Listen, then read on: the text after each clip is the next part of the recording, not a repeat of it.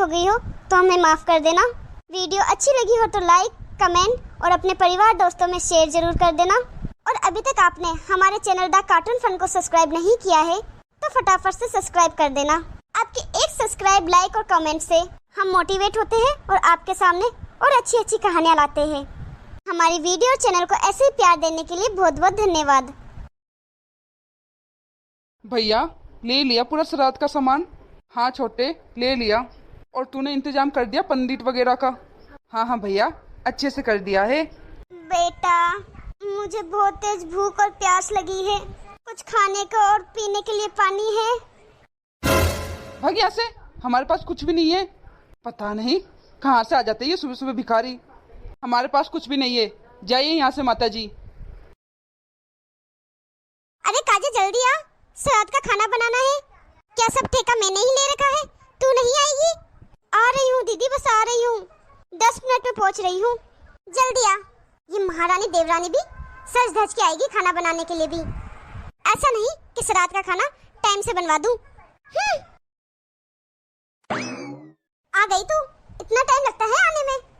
देख काजल, मैंने सब्जी बना ली है, अब खीर पूड़ी तू बना दे। ठीक है दीदी, अभी बना देती हूँ।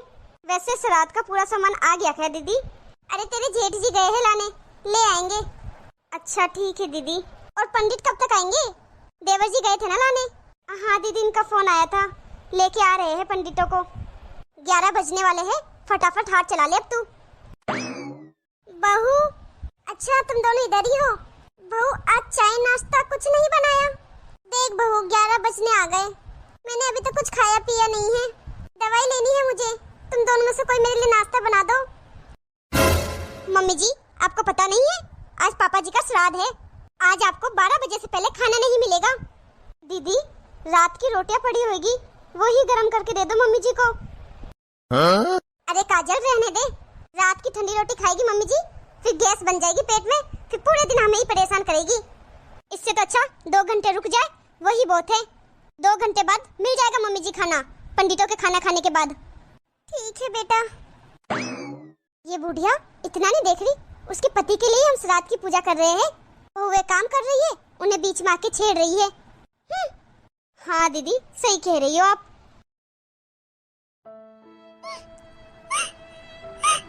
जीते जीते इन दोनों ने कभी अपने ससुर का ढंग का खाना तक नहीं खिलाया, और आज उनकी पूजा करवा रही है, श्राद्ध करवा रहे हैं, और भूखी घर पे सास बैठी है, वो नहीं दिखाई दे रहा इन दोनों को।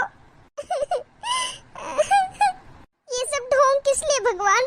जीते जी तो लोग माँ बाप की सेवा करते नहीं है, फिर मरने के बाद ये सब ढोंग किस लिए?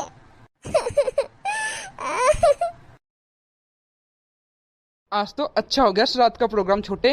हाँ भैया, आज तो बहुत अच्छा दिन निकला। अब तो हमको सारा पुण्य मिल जाएगा।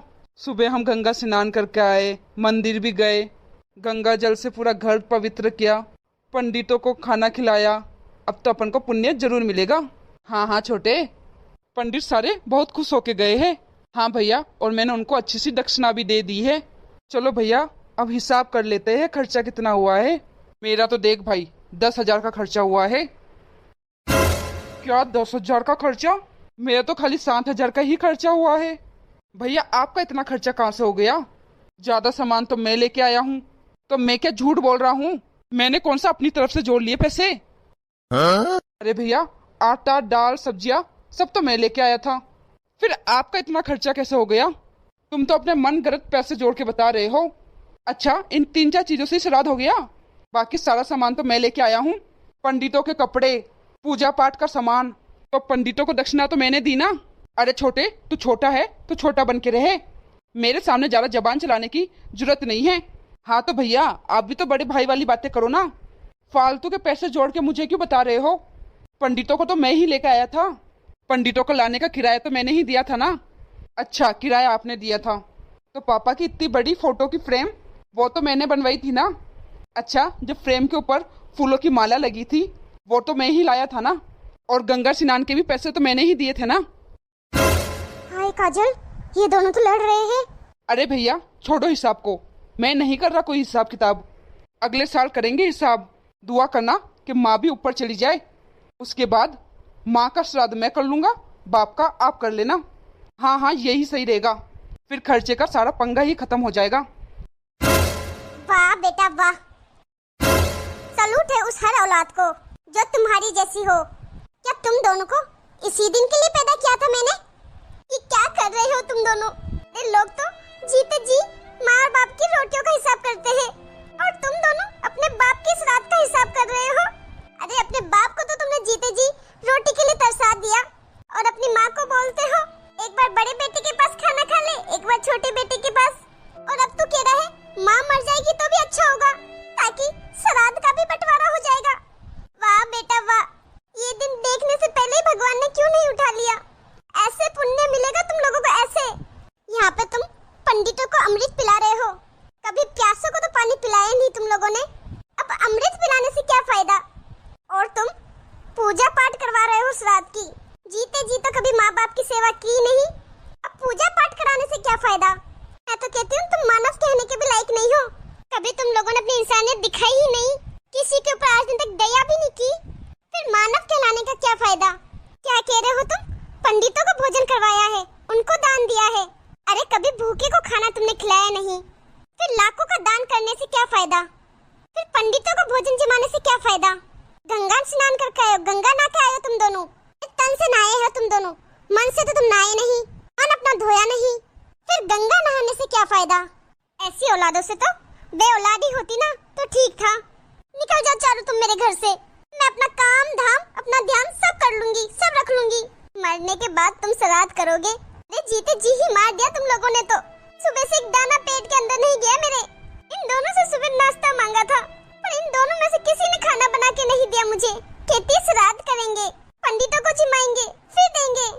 अच्छा पुण्य कमा रहे हो बेटा, अच्छा, भगवान जरूर तुम्हारे पुण्य का फल देगा, जरूर देगा। माँ मुझे माफ कर दो। हाँ मम्मी जी, हमें भी माफ कर दो। माँ माफ कर दो, हमसे बहुत बड़ी गलती हो गई है। आज आपने हमारे अंदर की इंसानियत जगा दी जो मर चुकी थी। सही कह रही हो आप, माँ बाप के पैरों में ही जन्नत है, पैरों में ही सब धाम है। जीते जी माँ बाप की सेवा कर लेनी चाहिए, पुण्य तभी मिलता है। हाँ माँ, मरने के बाद माँ बाप की इच्छा पूरी करने से क्या फायदा? हमें माफ कर दो माँ, आज के बाद ऐसी गलती कभी नहीं होगी हमसे। बेटा मुझे नहीं पता था कि मेरी औलाद भी ऐसी होगी।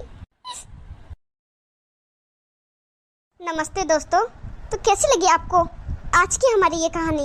ये कहानी देखा जाए तो एक सच्ची घटना पे आधारित है। आजकल के समय में क्या हो रहा है, ये सभी तो हो रहा है। लोग बाग जीते जी माँ बाप की सेवा नहीं करते, माँ बाप को एक समय का खाना तक नहीं पूछते, उनको अकेला छोड़कर खुद मौज करते हैं। तब उन लोगों को पुण्य की परवाह नहीं रहती, पर बाद में माँ बाप के जाने के बाद उनकी अच्छी मूर्ति बनवाना, फोटो फ्रेम बनवाना, उन लोगों के लिए श्राद्ध की पूजा करवाना, उनके पसंदीदा खाना बनवा के लोगों को बांटना, ये सब करके दिखाकर कौन सा पुण्य मिल जाएगा?